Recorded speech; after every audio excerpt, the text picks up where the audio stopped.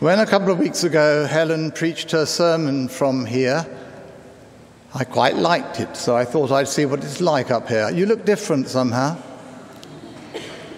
Up there you can see whether you're listening or not. It's harder here. But it's all right because I'm, if only 6 inches above contradiction, it's still higher than you.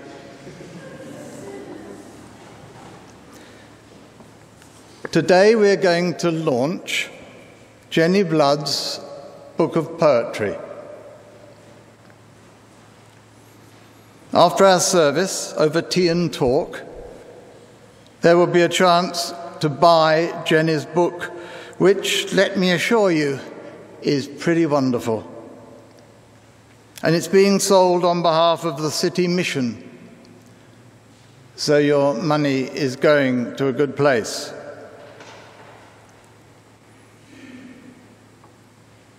I love poetry because it opens up new intimate ways of thinking, ways of feeling, ways of expanding our knowing, ways of embracing difference. And as we know, in this courageous, progressive, radical church, we proudly embrace and celebrate difference, which has to be a mission statement for our church, the Church of St. Matthew, that celebrates difference. And that is a really appropriate, succinct definition, I reckon, of a truth that is true of all of us, that we are all here at St. Matthew's queer. I don't mean gay, I don't mean the way that word was used as an insult, but queer in the sense of queer theory, which is about difference, which is about creating space, and it's about valuing you in your place, me in my place, and where we can communicate that together. But there are queer people. There are a lot of queer people. And queer is a word that is full of meaning. I knew about it from the moment I was born. Some people know about it gradually, that we stand in a different place. And we have to learn that that's all right. I want to start with a story about being queer. I was about 9, I think, and I told my best friend Andrew he was just so sexy, and I knew it then, but I had no words. I had to tell a story. I told him that I was really the son of a rich and sparkly prince. And I had been kidnapped by my suburban North London family, and nobody knew, only him. And I told Andrew on the edge of the cricket field where we were supposed to be fielding to keep quiet about it, but not too quiet. He believed me. And I knew from then on that being queer meant both being different and telling stories.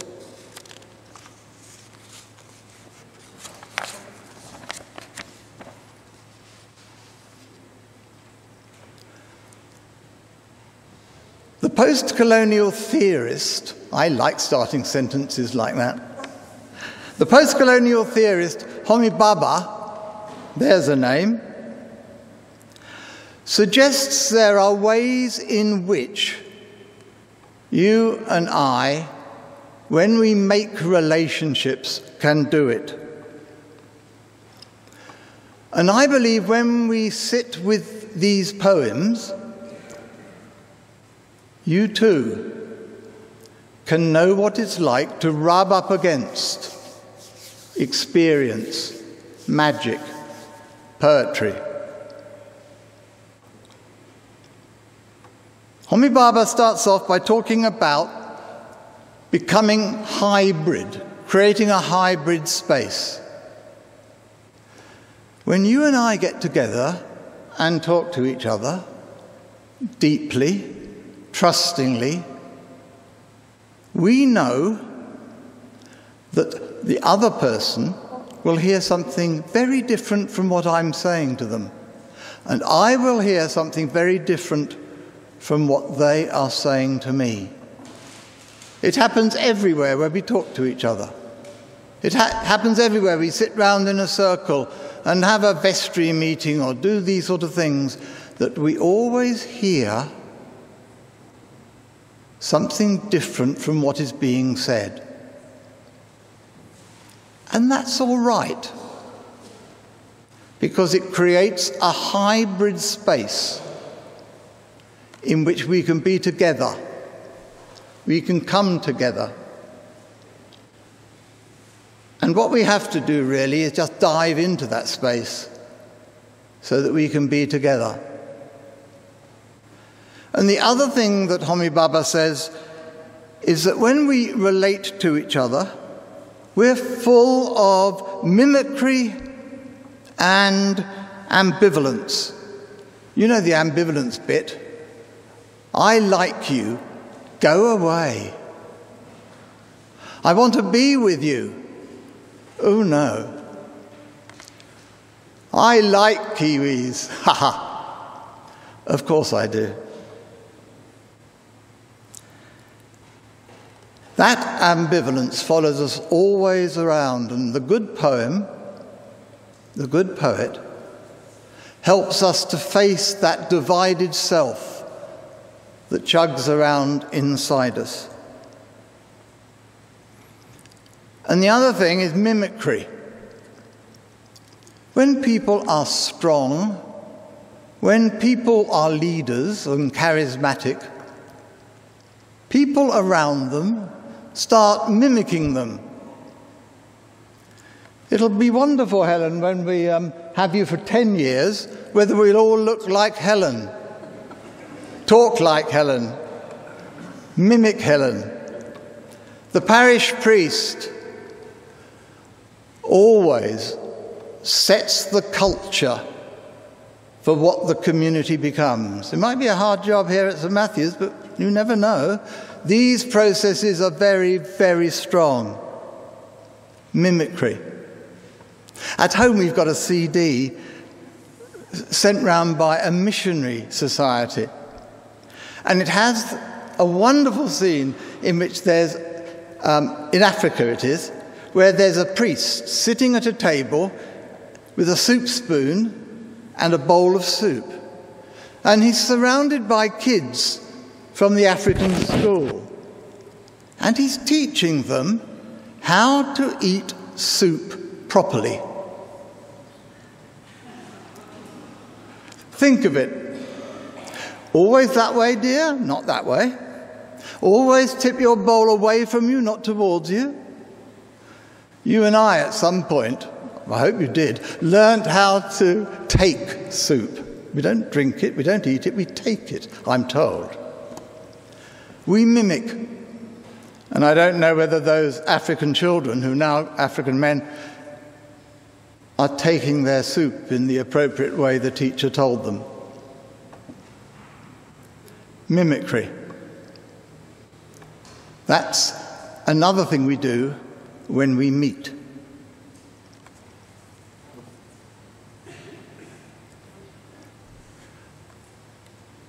We are a community where people rub up against each other. We are a community where, if we look around, we might find ourselves mimicking each other. He's holier than me, so I've got to be holy like that person. Trying to be different. And every community, in a sense, creates that hybrid space, creates a place to mimic, creates a place that values ambivalence. I tell you this because at the heart of all these poems, all these things emerge.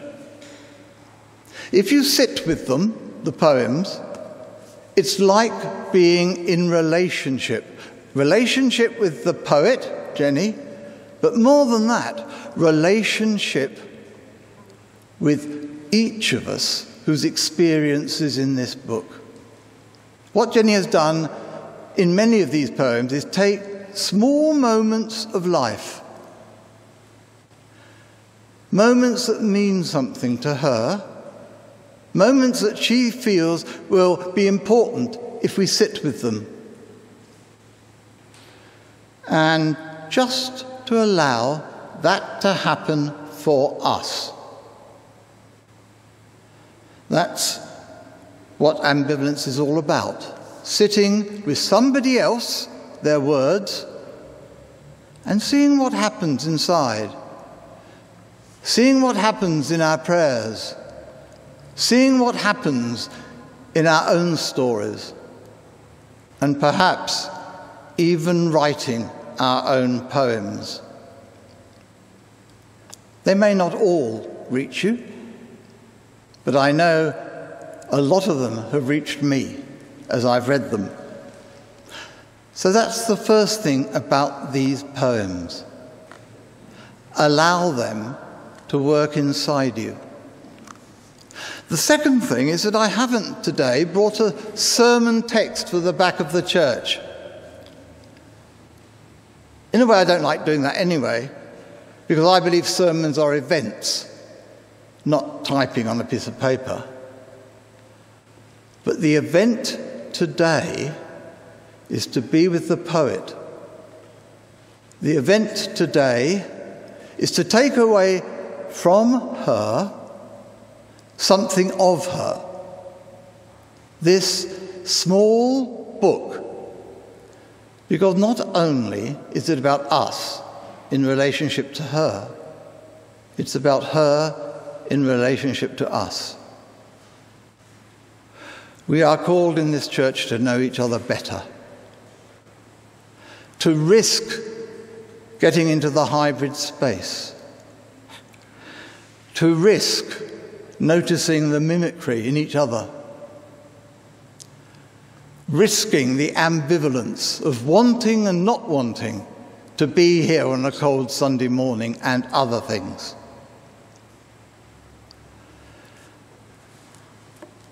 There's a wonderful passage that I was reading in a psychotherapy book. I recommend psychotherapy books.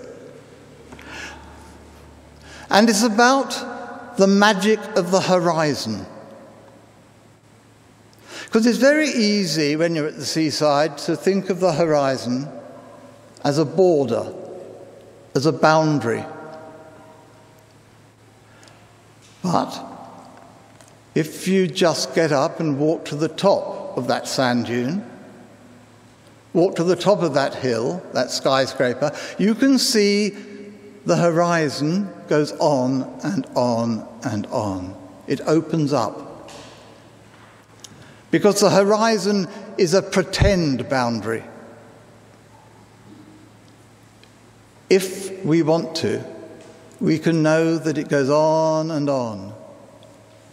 And I just very simply want to say, the boundary that is set by words on a page also are not boundaries.